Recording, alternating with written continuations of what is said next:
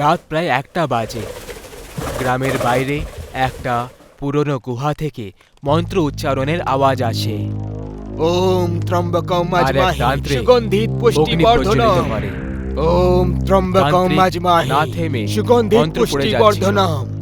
ওম ত্রম্বকম আজমাহি সুগন্ধিত পুষ্টি বর্ধনম। ওম ত্রম্বকম আজমাহি সুগন্ধিত পুষ্টি বর্ধনম।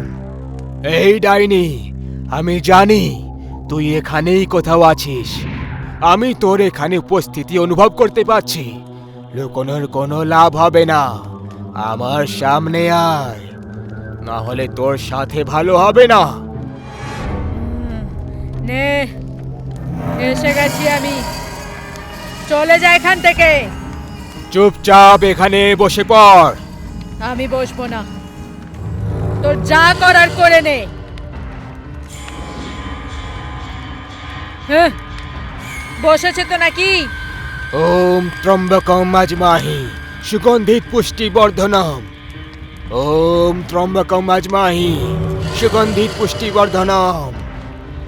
এই মন্ত্র জপ বন্ধ কর, বন্ধ কর তান্ত্রিক, এই মন্ত্র জপ বন্ধ কর। তুই এই গ্রামবাসীদের কেন বিরক্ত করছিস? ছেড়ে দে এই গ্রামটাকে।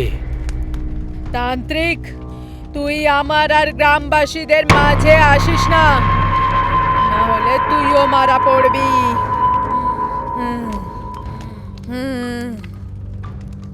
ওম ত্রম্বকম আজমাহি সুগন্ধিত পুষ্টি বর্ধনম। ওম ত্রম্বকম আজমাহি সুগন্ধিত পুষ্টি বর্ধনম। বন্ধ কর, বন্ধ কর। ডাইনি নিজের শক্তি দিয়ে তান্ত্রিককে এখানে ওখানে ছুঁড়ে ফেলছিল। তান্ত্রিক মন্ত্রের জপ আরো জোরে জোরে করতে লাগলো। ডাইনি নিজের হাত পা ছুঁড়তে লাগলো আর সিঁদুরটা হাওয়ায় উড়াতে লাগলো। মহাকালীর আদেশে আমি তোকে বশে করছি। এটা তুই ভালো করলি না তান্ত্রিক। এখন থেকে তুই আমার বশে থাকবি। আমি এই গ্রামকে অভিশাপ দিচ্ছি,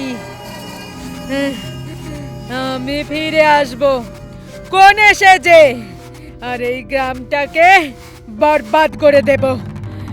কেউ বাঁচতে পারবে না, একজনও বাঁচবে না।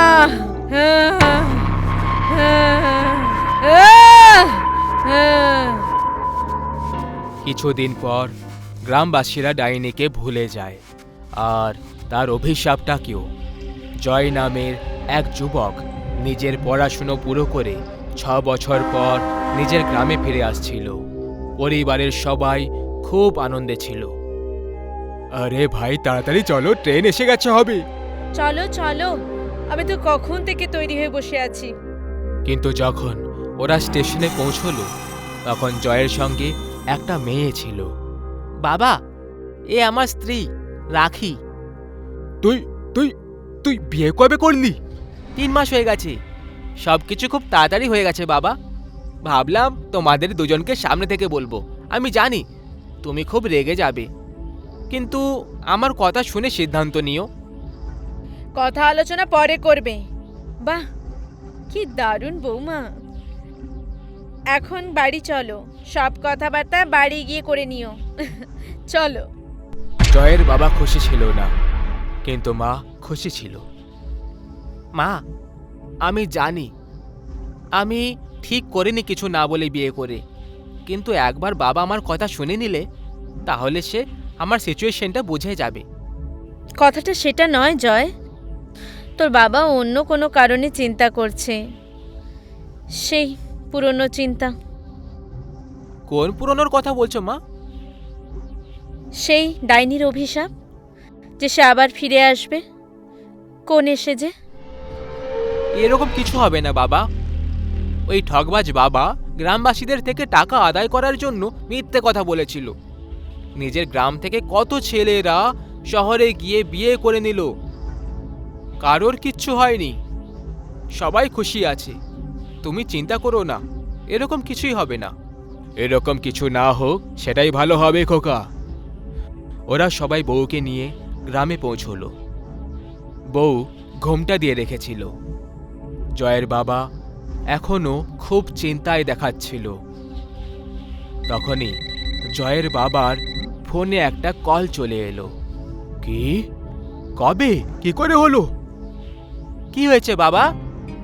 যেটা হওয়ার কথা নয়, যে তান্ত্রিক ডাইনিকে বশে করে নিয়েছিল সে মরে গেছে। কি? জয়ের মা নিজের ঘর থেকে একটা সোনার হার নিয়ে বাইরে চলে আসে। এটা আমি তোর জন্য বানিয়ে রেখেছিলাম আজকের দিনটার জন্য। বৌমা, আজ তোর প্রথম দিন না? জয়ের মা বৌমার হাতে ওই হারটা দিল, আর যখনই তার ঘোমটা খুলে দেখল তখন সে ভয়ে চিৎকার করে ওঠে।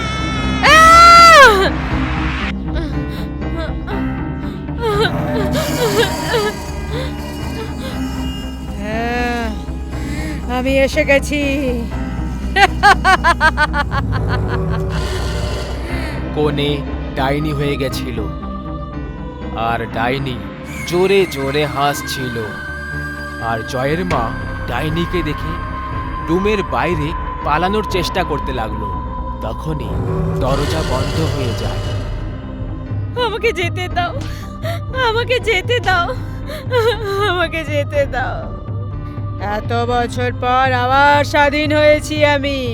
ডাইনি মায়ের চুল ধরে এদিকে ওদিকে পটকাতে শুরু করলো। শাড়ির আঁচল তার গলায় ফাঁসি হয়ে তাকে মারতে লাগলো। তখনই বাবা দরজা খটখট করলো। ডাইনি মাকে পাখার সাথে ঝুলিয়ে দিল। আরে শুনছো, দরজা খোলো। চিৎকারের আওয়াজ শুনে বাবা জোরে দরজায় ধাক্কা দিতে লাগলো। আর সামনের দৃশ্যটা দেখে সে অবাক হয়ে রয়ে যায়। পাখার নিচে জয়ের মায়ের লাশ ঝুলছিল। আরে কি হয়ে গেল? ডাইনি রুমের একটা কোণে বসেছিল। আর কোনো লাভ নেই, ও মারা গেছে।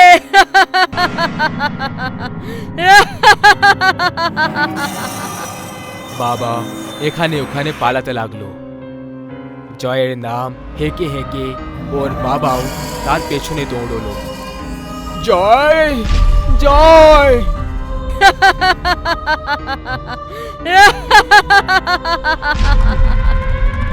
দৌড়তে দৌড়তে বাবা নিচে পড়ে যায়।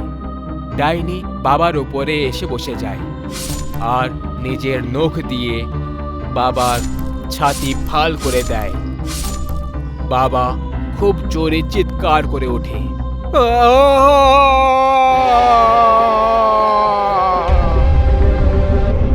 তখনই জয় ঘরের ভেতরে চলে আসে। অদ্ভুত তো, এখানে তো কেউই নেই।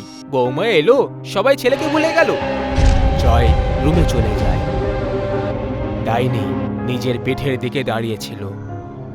জয় পেছন থেকে ডাইনিকে গলা জড়িয়ে ধরে।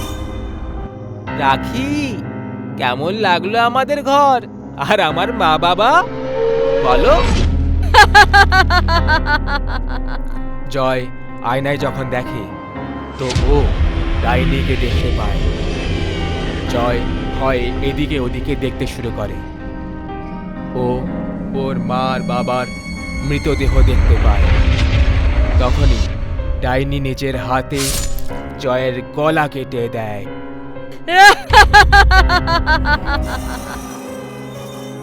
কোণে ডাইনি গ্রামের প্রত্যেকটা ঘরে গিয়ে লোকেদেরকে মেরে ফেললো।